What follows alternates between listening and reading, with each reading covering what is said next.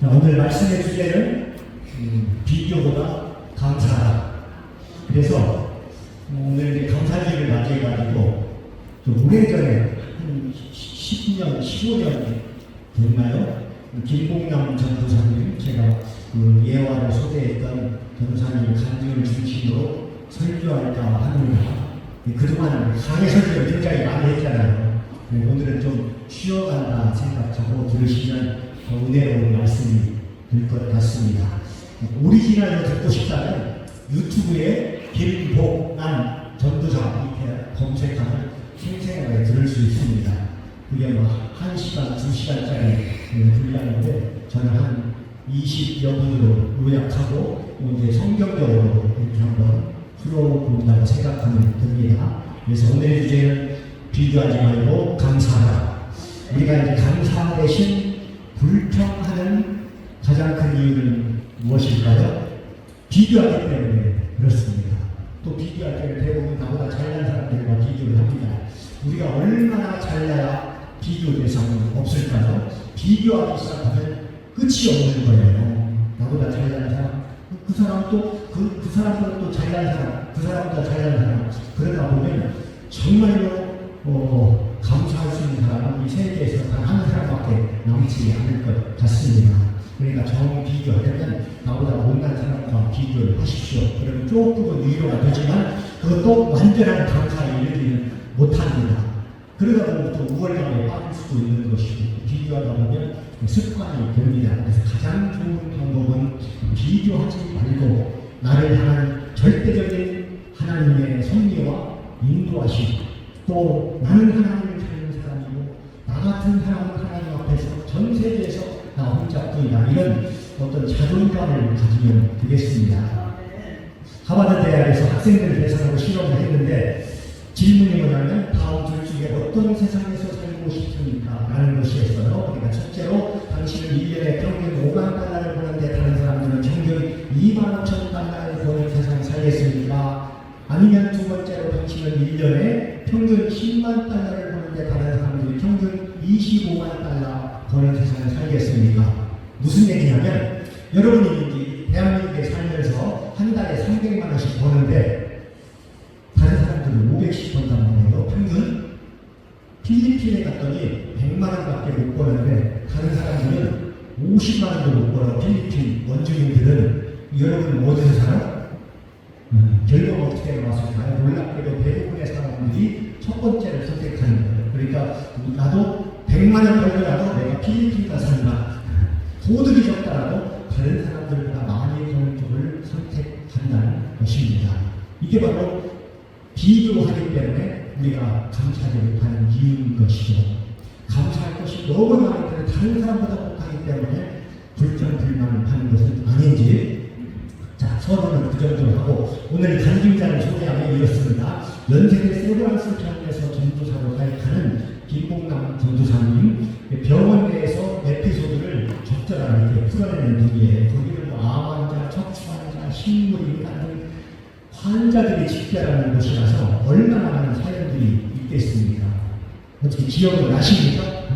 그래서 그분은 26년간 세브란스 재활병원에서 활동을 하면서 환자들의 영적 건강을 보살피고 그러면서도 국내외에서 3,700여의 간증 집회를 했고 그 가운데 해외 집회도 100여회가 넘는다고 합니다. 그래서 집회를 다니면서 받은 사례비는 그 후원금 이런 것을 병원에 기부해서 많은 절단 장애 환자들에게 의족을 만들어주기도 했고 휠체어 공간을 창단해서 장애인들에게 희망을 주기도 했고 또 건축비 부분으로 5천만 원을 후원하기도 했고 그래서 그분은 그것을 위해서 일체적인 개인적인 휴가 또 학위 목사학수 받을 수도 있지만 그것도 포기하고 그냥 전도사로 계속해서 지내다가 은퇴를 하신 분이죠.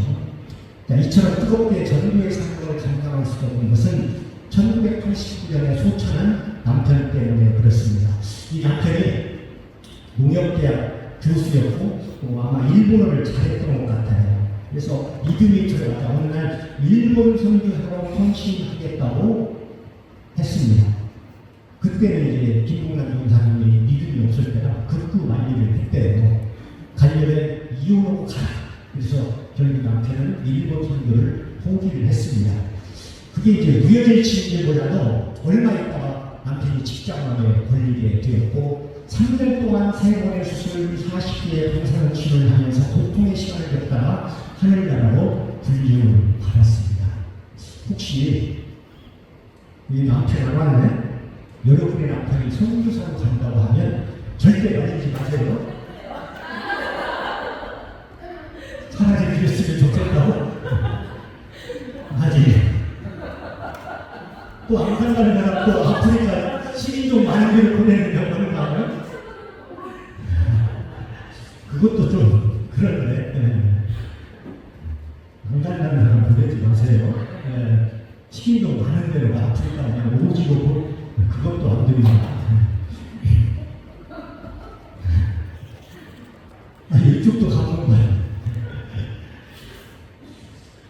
이제 그런데 이제 그 남편은 아이디어 판정을 바꾸서고 영원 구원에 대한 간절한 열망으로 수많은 사람들을 전도를 하면서 이제 결국은 하늘나라에 간 거예요. 그러면서 그 모습을 지켜보면서 나도 상처 입은 치유자로서의 삶을 살겠다 해서 세브란스 재활 교환에서 이제 전도사로 근무하면서 아까 얘기한 대로 쉬는 날 개인 생활을 포기하고 봉사와 헌신을 합니다.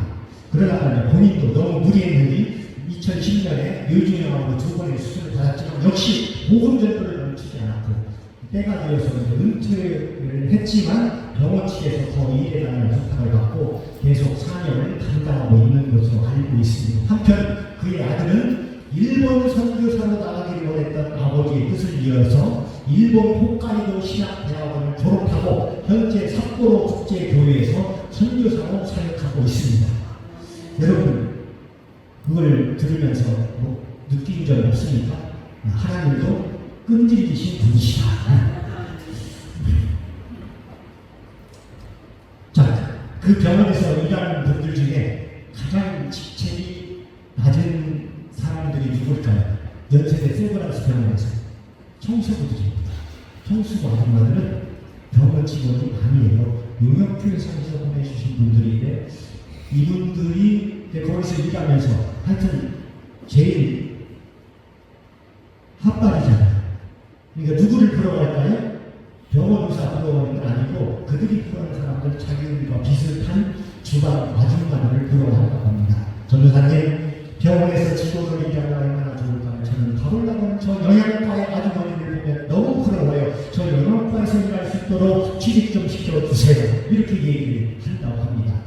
그러니까 왜냐하면 왜 그런가 봤더니 그분들은 일단 정식 직원이에요. 그래서 보수가 훨씬 더 낮습니다. 용역회사에서 오면 보수도 적고 10%가 얼마를 또 사무실에 떼줘야죠. 그리고 이제 청소받으면 밖에서 일하고 저들은 또 안에서 일하고 그러니까 겨울에는 얼마나 춥습니까?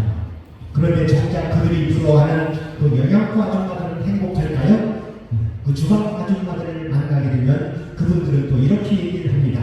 전도사님 집에서도 허구한 날파하고 병원 가서도 허구를 하고 다른 사람들을 시원한 곳에 일하는 분들이 더욱 날 뜨거운 밭속 옆에서 일하고 있습니다. 그러면서 하는 얘기가 저렇게 에어컨 밑에서 일하는 사무원들이 얼마나 좋겠습니까? 사무 직원으로 일하면 좋을 것을 제가 잘못한 것 같아요. 이렇게 또 사무 직원을 부러워하는 거예요. 그래서 이제 사무 직원을 만나니까 그 사람들도 이렇게 얘기를 합니다. 전도사님 병원에서 사무직 별 볼 일 없습니다. 병원에서는 의료진으로 이해해야지 사무직을 이런 같은 큰 기업체, 은행 이런 데가 좋은 거죠. 그러면서 간호사들을 굉장히 또 부러워하는 거예요. 그런데 또 간호사들은 또 뭐라고 얘기합니까? 전도사님 제주는 몸이 부리고 돈 떼놓이 번다고 환자는 주말을 우리가 만지고 그 환자들은 고맙다는 얘기를 의사 선생님들한테 합니다. 이럴 줄 알았으면 공부 좀 잘해서 조금 더 열심히 해서 의사가 되는 건데 병원에서는 뭐니 해도 의사가 최고입니다. 하여튼 전부 이렇게 하소연을 하는 겁니다. 그래서 이제 이 전도사님이 생각하기를 그렇지 병원에서는 의사가 최고지 대접도 가장 잘 받게 되는 거 이렇게 생각을 하고 의사 선생님한테 갔더니 의사 선생님이 좋아요. 전도사님 의사 좋다는 얘기 옛날 얘기입니다. 요즘 환자는 얼마나 똑똑한데 조금만 잘못하면 법정으로 서야 하고 저는 전도사님이 부럽습니다. 전도사님은 늘 웃으면서 기도하고 환자들이 나오면 우리보다는 전도사님이 기도해서 나왔다고 전도사님한테 고맙다고 얘기합니다. 우리는 낫지 않으면 무조건 욕먹는데 전도사님은 안 나와도 할 말이 있잖아요. 네 믿음이 없어서 안 나와. 그런 얘기를 하길래 그럼 내가 우리 전도사님 내가 가장 부러운 세상에 가장 행복한 사람이다 생각해보니까 자기도 아니더래. 자기 옆에 원곡이 있는데 목사니까 월급도 더 많고 그리고 그분은 65세가 청년이고 자기는 60세면 이제 나가야 하고 이렇게 따져보니까 목사님이 제일 부러워가지고 그래서 목사님하고 얘기를 했답니다. 목사님이 최고입니다 했더니 목사님의 말 병원 목회 무슨 소용이 있습니까? 평생을 목회해도 교인한 사람 없지 않습니까? 저는 작은 교회라고 일반 목회하는 분이 부럽습니다. 공이 누구한테 왔나요? 저한테. 제가 작은 교회 일반 목회는 제가 곧 죽어도 한국 최고의 병원 원목이 부러워하는 사람입니다. 그런데 제 얼굴을 보십시오. 제가 부러운 사람으로 보입니까? 그래도 저는 왕년에 사우디 왕자가 생겼다는 소리를 들었는데 작은 목회를 오래 하다 보니까 필리핀 노무자로 내려가더니 이제는 나이 드니까 이디오피아 난민까지 난민 같다나 뭐래나. 자, 이 사람은 저 사람을 부러워하고 저 사람은 또 다른 사람을 부러워하고 그러면 감사는 좀 할 수 있을까요? 그래서 감사할 수 있는 사람은 각 분야에서 최고 그 사람들만 감사할 거 아니겠습니까? 또 막상 그 사람들에게 물어보면 애로사항은 많을 거예요. 이재용 회장, 삼성 회장 우리는 부러워하지만 그 사람한테 가면 우리가 말을 안 들어서 그렇지 그 사람도 애로사항이 많을 것 같습니다. 그래서 감사는 환경에 달린 것이 아니라 자기 마음에 달린 것입니다. 청소로 일하면서도 감사할 수 있고 의사라는 직업을 가지고도 우리는 얼마든지 불평할 수 있는 거예요. 어쨌든 연세대병원에서 일하는 분들 중 가장 최하위가 청소부 아줌마라고 했습니다. 하여튼 오늘 청소부 아줌마가 중심이네요. 주인공이 아니고 어쨌든 거기가 중심이 아까는 더 위로 올라가는데 이제 밑으로 내려가도록 하겠습니다. 청소부 아줌마를 부러워하는 사람들이 많습니다. 왜냐하면 거기는 또 환자들이 많기 때문에 그 사람들은 월급 많고 적고가 문제가 아니에요. 용역회사는 어떻고 정직은 어떻습니까? 건강하게 일하는 저들이 환자들이 못할 얼마나 부럽겠습니까? 특별히 환자들 중에서도 팔없는 환자들이 청소부 아줌마를 그렇게 부러워한단 말이에요. 왜냐하면 그 아줌마들은 건강한 팔을 가지고 빗자루질을 하니까. 그리고 또 아줌마들 보면 운동 안 해도 이 살이 이게 장난이 아니더라고요. 네. 이 팔뚝살이. 그래서 사후 팔이 없는 환자들은 이렇게 얘기합니다. 전도사님 이 세상에서 가장 부러운 사람들은 자기 두 팔을 가지고 열심히 일할 수 있는 사람들이 아닐까. 저렇게 일하고 있는 청소가 저는 부럽습니다. 내일 팔이 부러워져서 내 사랑하는 아내를 다시 안아볼 수 있고 열심히 일할 수만 있다면 더 이상 바랄 것이 무엇이 있겠습니까? 그런데 팔 없는 사람을 부러워하는 사람이 또 있습니다. 팔이 없어도 마음껏 가고 싶은 곳을 다닐 수만 있다면 하고 말하는 다리 없는 사람들. 그분들은 또 이렇게 얘기하는 거예요. 다리가 좀 못생겼으면 어떻습니까? 다리를 절면 어떻습니까? 관절적으로 무릎이 좀 쑤시면 어떻습니까? 무다리면 어떻습니까? 내 다리가 있어서 걸을 수가 있다는 그보다 행복한 일이 아니겠습니까? 그러니까 팔 없는 사람들은 불편은 하긴 하지만 자기들보다 낫다는 거죠. 어디든지 갈 수 있으니까. 그러니까 이제 그분이 아는 어느 의사 선생님은 자기가 의사인데도 불구하고 당뇨를 다스리지 못해서 두 다리를 이렇게 잘라야 했다고 합니다. 엉덩이 깊숙한 곳에서 잘라서 그런데 없게 되었어요. 그때 다리를 잃은 의사 선생님이 이런 말을 했다고 합니다. 내 평생 모은 전 재산을 다 주고 다리 하나만 구할 수 있어서 한쪽 다리라도 있어서 목발이라도 짚고 일어설 수 있다면 얼마나 좋겠습니까? 여러분, 그분의 전 재산이 얼마나 될지 모르겠지만 50대 후반에 지방에서 개업을 했던 병원장이었기 때문에 아무리 못해도 2, 30억은 되지 않겠습니까?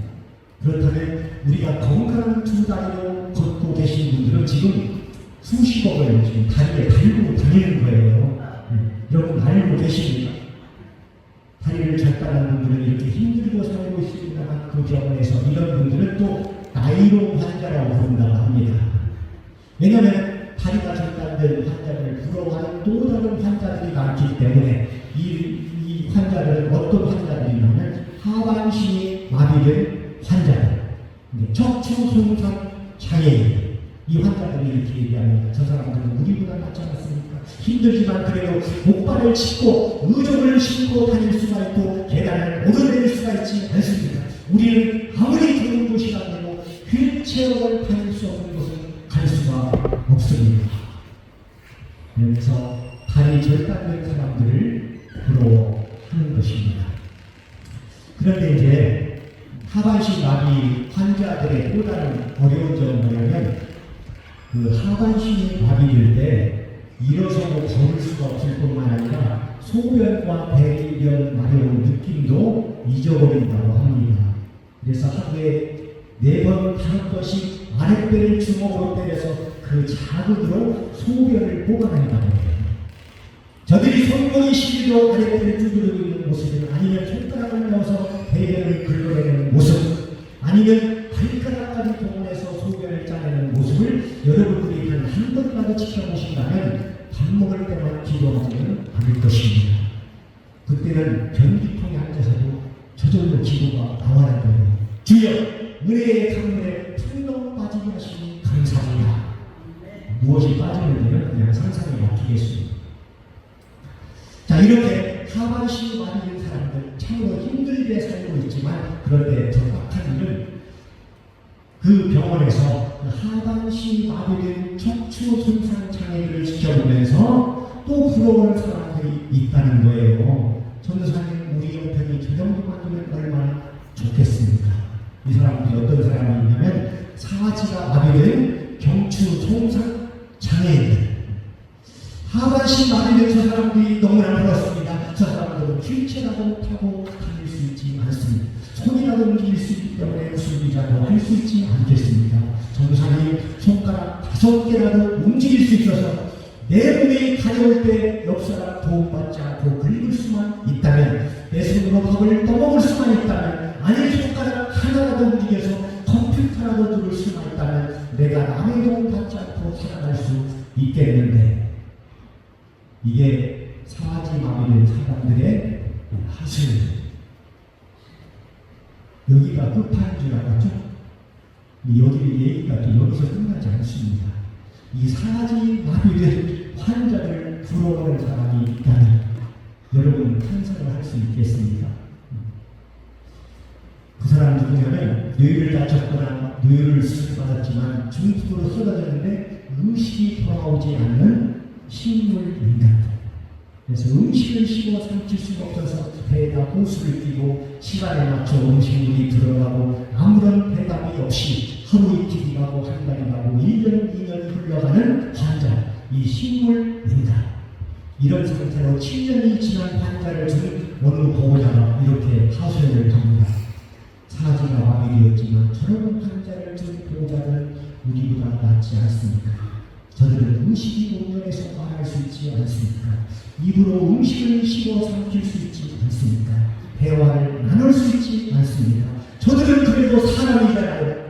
우리 환자는 움직이는 것을 보사하고 우리가 알고지 못하고 대화를 나누지도 못하고 그런 상태로 한 달이 가고 두 달이 가고 1년이 가고 2년이 가고 우리는 날마다 가슴을 졸이면서 오늘은 무엇이 달라질 수 있을까? 기다리다가 세월만 흘러갑니다. 그러니까 그 병원에 젊은 여자 한 분이 남편이 아침에 출근한다고 나가서 교통사고를 통해서 6년째 의식이 돌아오지 않고 있다고 합니다. 전도사님, 제가 지금 이 마당에 와서 우리 남편이 예전처럼 건강한 모습을 되찾아 본보러 오는 것을 바라겠습니다. 우리 남편이 일어서서 걷는 것을 감히 바라겠습니다. 더 이상 바라지 않습니다. 제가 평생 바친 곳에서 남편을 벌어먹여 살려도 좋습니다. 제가 우리 남편 손발에 이어서 밥을 떠먹여주고 배수변을 받아내도 좋으니까 의식만이라도 돌아와서 내가 자기 아내인 것을 알아보고 한 번만 여보라고 불러줄 수 있다면 저는 더 이상 바라지 않겠습니다. 그러면서 기적이 일어나도록 기도를 부탁을 하고, 그래서 본인도 기도하고 전도사님도 간절히 기도하지만 기적은 오늘까지 일어나지 않고 있다고 합니다. 자, 여러분, 하나님이 야속하게 느껴지지 않습니까? 하나님, 그렇게 생각하면 안 돼요. 그분만 빼고 저와 여러분은 그 기적을 다 누리고 있잖아요. 건강하게 살고 있잖아요. 그래서 우리는 무조건 하나님 앞에 감사하고 찬양하는 것입니다. 청소부 아줌마가 부러워하는 사람도, 아니면 청소부 아줌마가도 부러워하는 사람, 들어보니까 어떻습니까? 그러면 우리는 어떤 상황에서나 어떤 고난과 아픔이 밀려와도 우리는 하나님 앞에서 감사를 잊으면 안 되는 것입니다. 자, 여기 20절에 보면 본문 말씀 한번 보겠습니다. 큰 집에는 큰 그릇과 은그릇이 아니라, 은그릇뿐 아니라 나무그릇, 질그릇도 있어 귀하게 쓰는 것도 있고 천하게 쓰이는 것도 인간입니다. 그러니까 귀하게 쓰는 그릇도 있고 천하게 쓰는 그릇도 있습니다. 여러분, 전부 금그릇이면 된장은 어디다 놨고 간장은 어디다 놨고 라면은 어디다 끓입니까? 금그릇에도 뭐 라면을 끓이지 않겠지만 비싼가 봐서 그 신경 쓰입니다. 그러니까 그릇마다 각자의 역할이 있는 거예요. 이것을 고상하게 표현하면 사명이라는 말로 표현할 수 있는 것입니다. 우리는 비교하기 위해서 이 땅에 태어난 것이 아닙니다. 남들에게 자랑하기 위해서 우리가 존재하는 것은 아닙니다. 우리를 이 땅에 보내주셨을 때는 부족하지만 있는 그 모습 그대로 하나님께 영광을 돌리도록 우리는 존재하는 것입니다. 또한 그것은 그 자체로 가치가 있는 것이 아니고 무엇을 담는가에 따라서 그 그릇의 가치가 달라지는 거예요. 우리는 나는 질그릇이라도 거기에 귀한 것을 받고 살면 그게 귀한 그릇이 되는 것입니다. 그러니까 질그릇이라는 것은 운명적으로 타고나는 것이지만 그 질그릇에 무엇을 담는가는 여러분의 역량, 여러분의 믿음, 여러분의 선택인 것입니다. 그래서 이러한 기도의식의 부자에서 벗어날 수 있는 길은 우리 자신에서 하나님이 창조하신 독특한 걸작품이라는 의식을 갖는 것입니다. 이러한 창조의식 속에서 우리는 비로소 자신에게 주신 고유한 은사를 따라 하나님께 영광을 돌리며 살게 되는 거예요. 즉, 나는 이 세상에서 최고는 아니지만 하나밖에 없는 창조물이다. 이런 생각을 가지시기를 바랍니다. 즉, 다른 사람과 비교해서 나를 평가하지 말고 하나님 앞에서 평가를 하십시오. 상대 평가보다는 절대 평가를 해야 하는 거예요. 하나님은 여러분의 영을 또 이렇게 말씀하시며, 내가 너를 사랑한다, 내가 너를 존귀히 여긴다, 내가 너를 보배롭게 여긴다, 너는 복 있는 사람이다. 하나님이 그렇게 생각하는데 뭐가 걱정이냐 여러분? 걱정, 불안, 불평하기보다는 하나님의 은혜와 사랑에 감사하시길 바랍니다. 걱정, 불안, 근심하면 그것은 하나님의 말씀을 불신하는 것이에요. 자, 끝으로 그 병원에 있는 모든 환자들이 이렇게 말한다고 합니다. 팔다리는 당연히 있는 줄 알았습니다. 사람이라면 당연히 볼 수 있고 당연히 말할 수 있는 것인 줄 알았습니다. 그런데 그렇게 당연한 줄로 여겼던 그것이 하나님의 은혜감이면 아무것도 할 수 없다는 것을 이제서 깨닫게 되었습니다. 여러분, 목사, 교수, 박사, 전직 장관 출신, 그것이 결코 큰 소리 칠 수 없다는 것. 왜냐하면 여러분 머리핏줄 하나 터지면 그 많은 기억들이 사라지게 되고 말 한마디 못하게 되는 것이 바로 우리 인간이기 때문에 그렇습니다. 내가 똑똑하고 잘나서 걷고 움직일 수 있는 것이 아니고 하나님의 은혜의 손이 나를 붙들고 있기 때문에 하나님께서 내 심장을 움직이고 있기 때문에 내가 오늘 살아있고 숨쉬고 존재하는 것 그걸 깨달아요. 여러분 사랑을 나눌 때 사랑을 나누시고 감사할 수 있을 때 하나님께 감사하시기 바랍니다. 하나님의 더 큰 은혜와 축복이 여러분의 삶에 2025년도에 다시 한번 크게 여러분의 앞길에 펼쳐질 줄 믿습니다. 기도하시기 바랍니다. 우리 다 같이 열단에